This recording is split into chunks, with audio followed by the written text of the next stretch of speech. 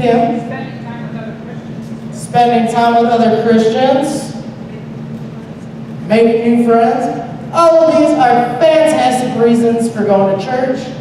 But the one that I want to highlight tonight is the fact that we were made for community. And one of the big parts of going to church is to be with other believers. To spend time with other people that have similar beliefs as you. Because, as we've all experienced, I'm sure, not everyone believes the same thing you do. Whether it's politically, some people might think differently. Maybe it's what your favorite class is. People aren't always going to agree. Who your favorite teacher is. People aren't always going to agree. Whether or not you should get tattoos. Not everyone's going to agree. But we were made for community, and it's good to be in community with each other. And this idea of being in community is all over the Bible.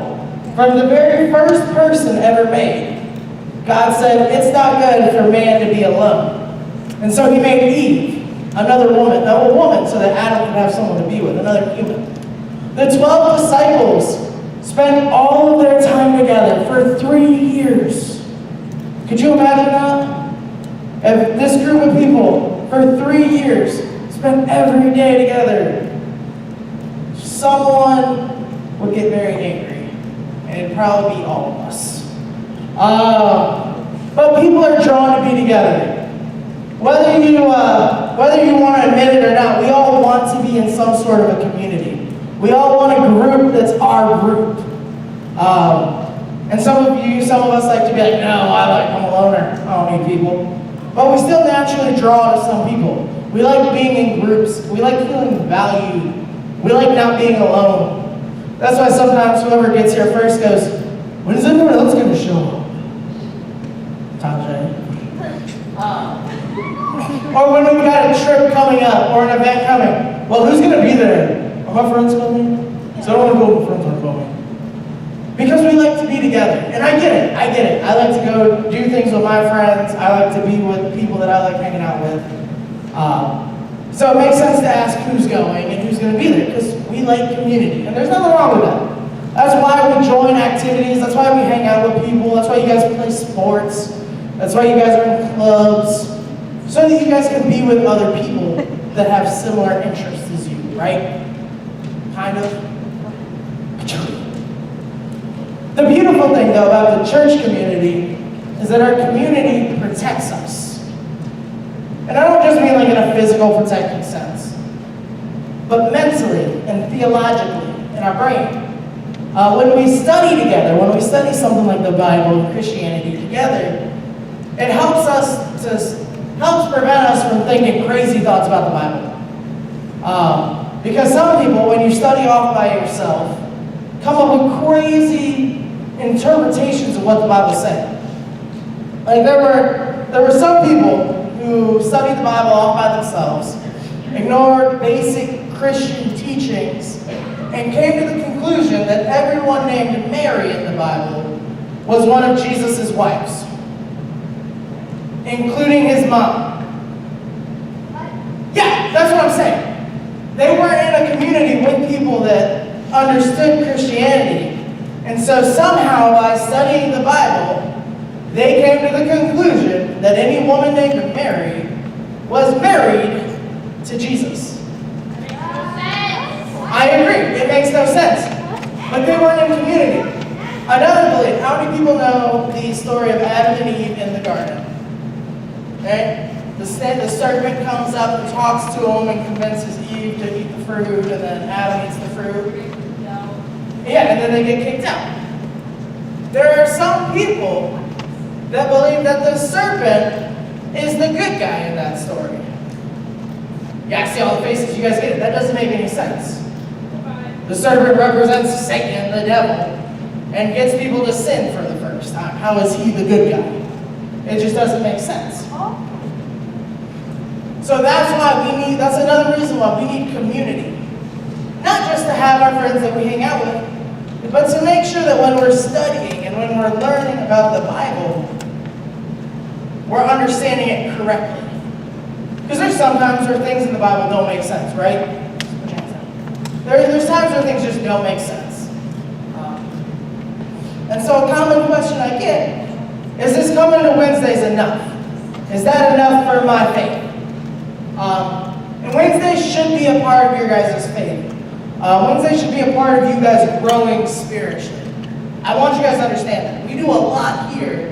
The adults do a lot of work to make sure that you guys have an environment where you are safe, where you can ask hard questions, and you can really wrestle with what you believe. That's a big reason why we're here on Wednesday nights, is for this safe community in the church. But I want to stop you when you start asking enough questions. Not like asking so many questions, but is something enough? Because the problem with that mindset is it sets us up for failure. We start wanting to do the bare minimum. If I show up once a month, is that enough for Jesus? If I pray once a week, is that enough for Jesus? Like, what's the bare minimum that I have to do is the heart behind that question. Like when you're in school and you're told you need to write a paragraph. A lot of people look and they go 3 to 5 sentences. So 3 sentences is enough. That's the bare minimum I've got to do to get all my points. But Christianity is not about that. Our faith isn't about doing the minimum to be good enough. Because the truth is we're never going to be good enough. We're all sinful people that keep messing up. But it's because of God's grace that we're able to be forgiven. And so when it comes to us growing our faith, we need to constantly be pushing ourselves and challenging ourselves to do more, to be more, to get closer to God, to do more to spend time with God, to do more to serve God, and not just trying to do enough. I like this picture of this guy. How many people know who J.J. Watt is? A couple people? He's an NFL football player. He's a defensive lineman, which means he's like 6'8" and 300 pounds of all muscle. And he was a Pro Bowler, which means he was one of the best at his position multiple years in a row. And he was quoted saying this, he said, if you do the bare minimum, expect bare minimum results. You want to be great, work to be great. Nothing just happens. And I think that really can apply to our spiritual life. If you want to be a great Christian, to do great things for God, you can't put in the bare minimum effort. And part of that's just showing up. There's a kid on my wrestling team who is a freak of an athlete. Like, he's just an amazing athlete when it comes to wrestling. But he's always going to be a JV wrestler instead of a varsity wrestler because he doesn't come to enough practices. And so he can show up and win a tournament, but he doesn't get to be a starter because he just doesn't come. He doesn't do enough. Because he started looking at how many practices do I have to go to instead of just doing what he needed to do. And a lot of people fall into that with their faith where they do the bare minimum. They go, oh, well, I go on Wednesdays, so I don't need to go on Sundays. Oh, I went last week, I don't need to go this week. And then eventually, you just disappear. Because enough gets shorter and shorter. Now the other part of that question, is Wednesdays enough? Is saying, do I need to come on Sundays? That's usually, if you come to youth group, you want to know if you need to go to Sundays. And the thing is Sundays and Wednesdays are very different, but they're both very important to your faith. Because I'm going to use a couple big words. Sundays are a chance for intergenerational worship. What do you guys think that means? Intergenerational worship. Yeah, different generations.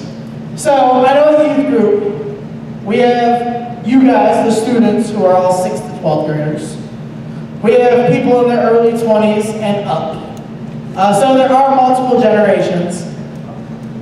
But on Sunday mornings, you guys are the minority most of the time. I don't think I've ever seen a Sunday service where there were more students than adults. And that's okay. Because this is a chance for you to worship with other believers, to be in another community, to grow with more people. And some of the people that you talk to on a Sunday have really cool stories. There's a lady that goes to our church, who lived in Denmark when Hitler was in charge of Germany. And so she's got stories of hanging out with her friends outside, and Germans driving by on motorcycles and shooting at her and her friends. I do know this lady. She's super cool. Her name is Pim. If you ever come on a Sunday morning, I'll introduce you to her. She's super cool. She was in Denmark when Hitler was in charge in Germany. Yeah, for real. So there are some super cool people if you take the time to get to know them. And she's not the only cool person. There's lots of cool people in our church. The coolest ones come on Wednesdays. But there's some people with some really cool stories. And so I want you guys to start going, even if you go to a different church, that's totally cool. There are cool people at every church, I'm sure. But, I don't know all. But start to get to know people. Try to ask questions. So, Acts 2, verse 42 to 47. Can I get someone to read this? This author was killing me.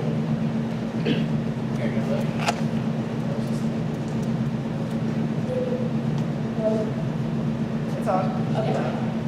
They devoted themselves to the apostles' teaching and to fellowship, to the breaking of bread and to prayer. Everyone was filled with awe at the many wonders and signs performed by the apostles. All of the believers were together and had everything in common. They sold property and possessions to give anyone who had need. Every day they continued to meet together in the temple courts. They broke bread in their homes and ate together with glad and sincere hearts, praising God and enjoying the favor of all the people. And the Lord added to their number daily.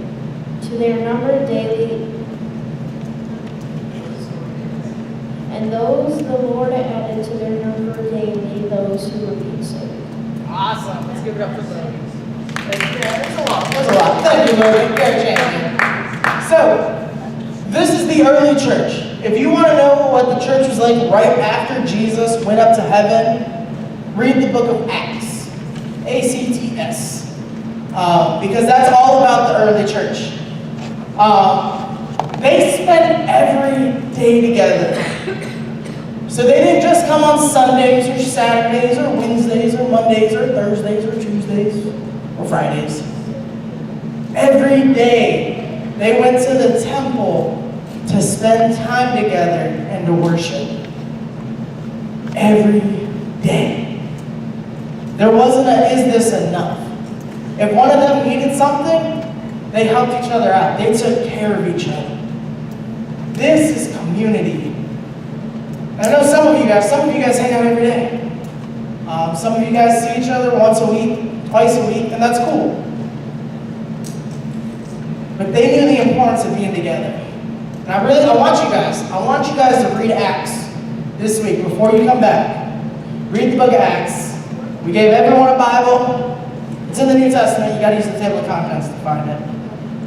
If you don't have a Bible, let me know and we will get you a Bible. We've got extras. But these guys knew the importance of being together.